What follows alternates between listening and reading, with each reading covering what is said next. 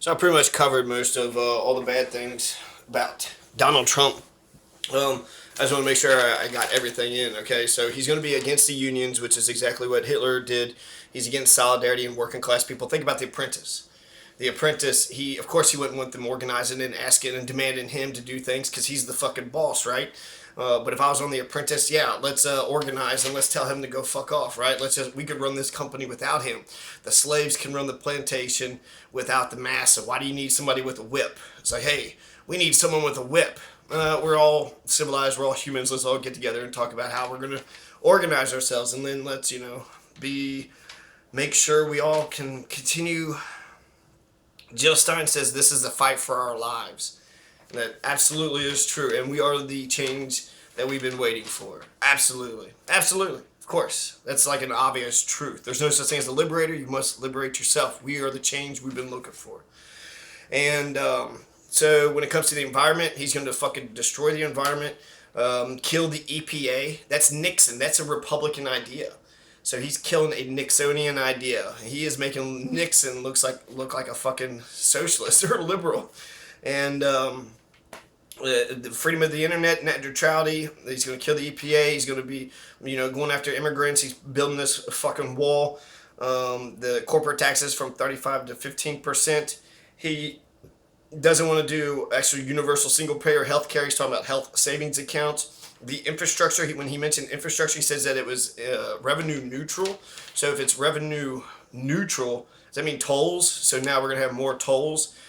Being William Justice, Goebel, progressive, Kentucky progressive, we don't like fucking tolls. Tolls go after the poor people. It goes after the farmers. People don't always have a buck or two to be able to spend.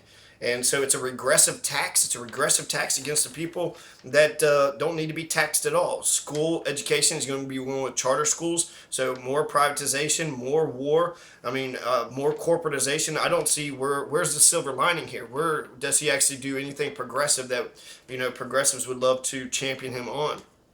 He's a 5-year ban on executive officials, so Obama won't be able to come back and lobby. I guess he'll have to get these laws passed, right? But these are the things that he wants to do: a lifetime ban lobbying on behalf of a federal foreign government. I mean, if you're lobbying for the Haitian people, is that for the government or is that for the people? So that's going to be a little sticky thing. But in general, I mean, who would do that? I mean, who would be like, if you're Obama, would you come back and be like, well, Saudi Arabia does this, that, and this? And actually, Donald Trump would listen to that because Saudi Arabia is still an ally, and he's going to give them a bunch of nukes. He's going to give Saudi Arabia, Japan, and South Korea nukes. So he's going to escalate the war on terror and probably, be baited by a tweet, and we're going to fucking bomb Botswana because, their prime minister talks some shit about him.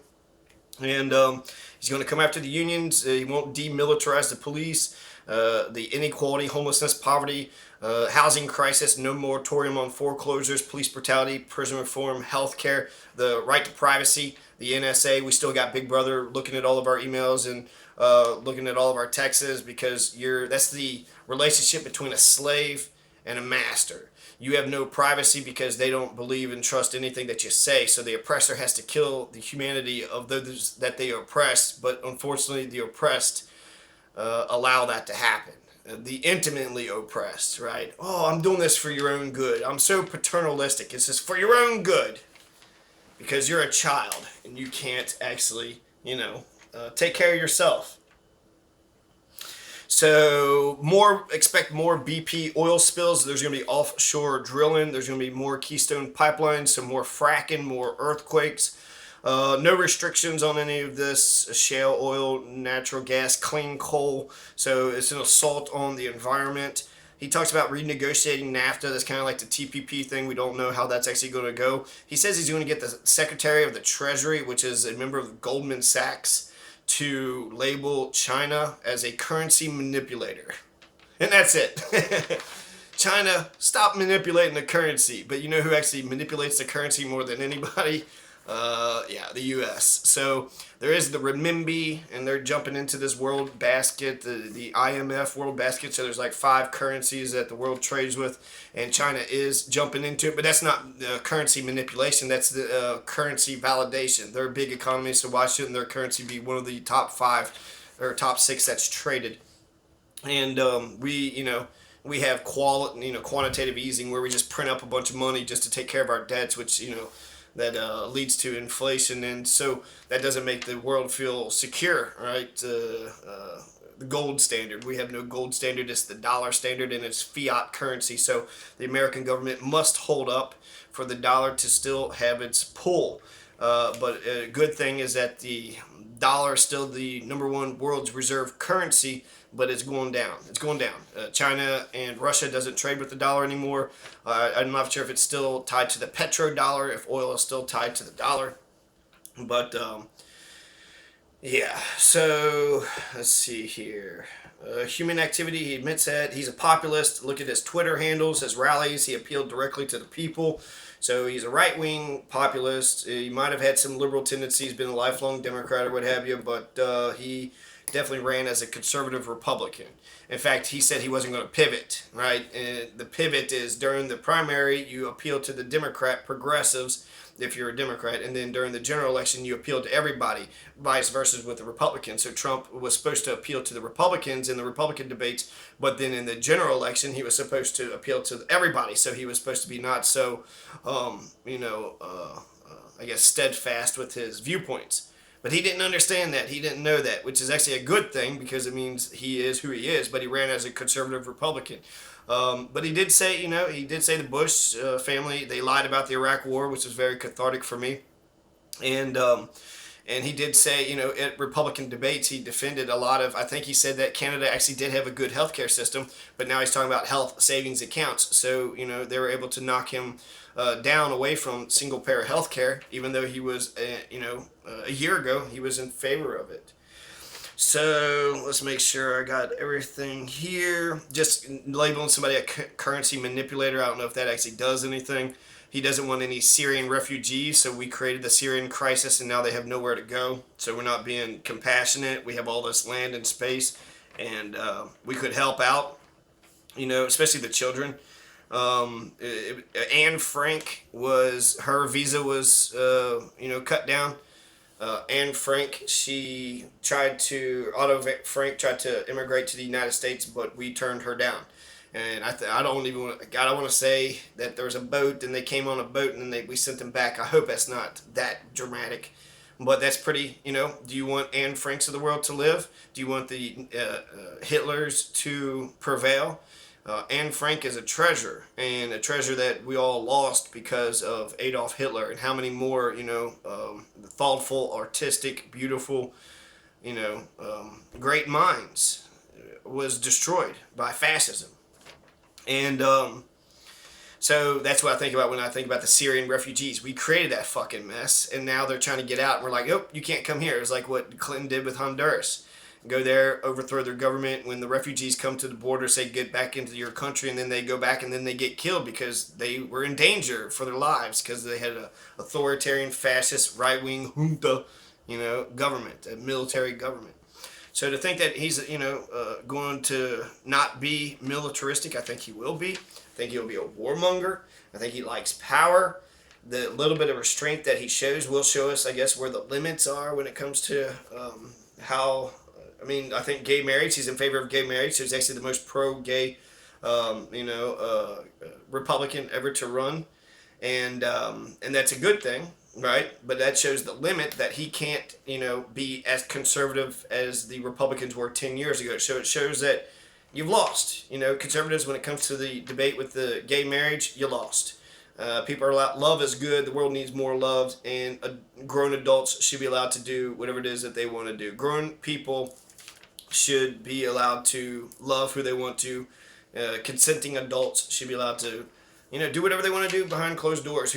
Why do you care if that man is, getting his dick sucked by a woman or a man? Like, how dare he get his dick sucked by a man? Why? Because women have a monopoly on, giving out blowjobs.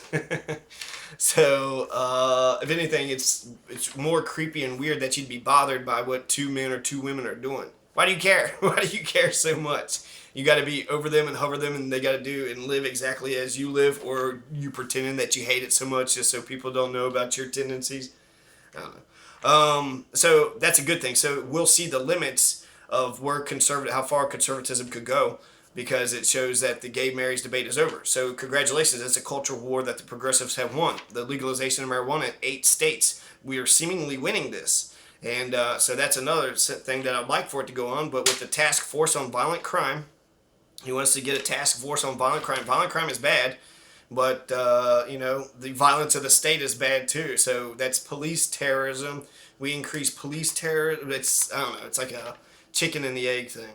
If they're the examples and they're going around terrorizing people, then people are going to act just like they are. But if there are gangs that are being violent, then they do need to be stopped, and they'll be stopped with violence, right? That's how you stop violence. Violence with violence. That's why people accept the police being on the streets, because they expect them to meet violence with violence. So anybody, I don't know, there's some people that are just so, they act like they're so angelic progressives that it's like, I think violence is wrong in all of its forms. Yeah, except for when you call the police and expect them to be violent. You know. So, is there anything else here? No. Let's see. Cancel payments, renegotiate, currency manipulation. I think I've covered most of the things that I'm concerned about. I don't think the structural issues of America will be solved under him. He's going to intensify the NSA with spy and wiretapping. He's going to continue to try to consolidate Homeland Security in the entire America. He's going to be, against unions, against solidarity, against working people banding together and getting what they want. So he's not a Teddy Roosevelt. He's not a Lincoln. He's got some liberal tendencies, but for the most part, he's a right-wing Republican nut job. Immigration, the wall, drain the swamp. I think the term limits on Congress is good, but the NSA, I'll just end it on this. The NSA intensifier is going to intensify it. Right now we have a program called Total Information Awareness. So every piece of information, of every data, of everywhere that's going, total information awareness.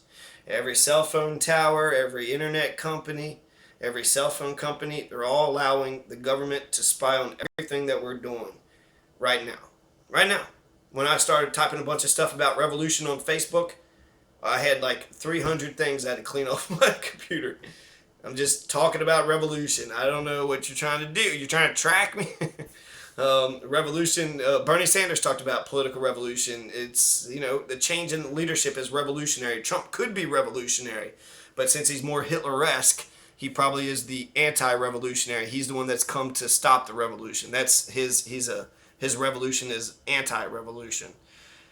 He wants war. He's going to continue the war. Now, he was the peace candidate. He said, let Syria kill themselves. So he was more peaceful than Hillary. I'll give him that credit.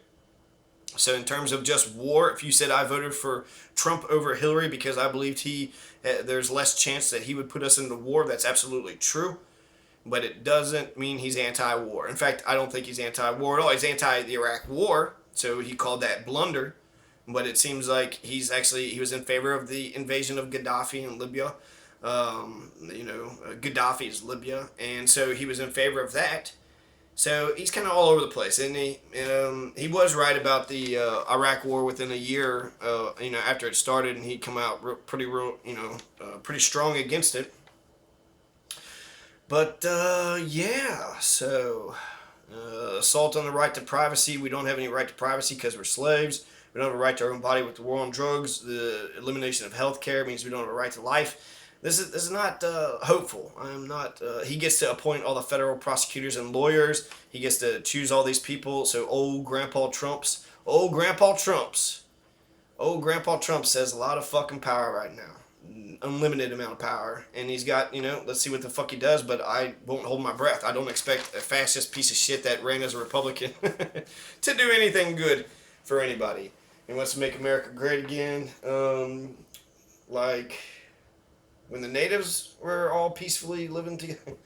I don't know. So yeah. Total information awareness.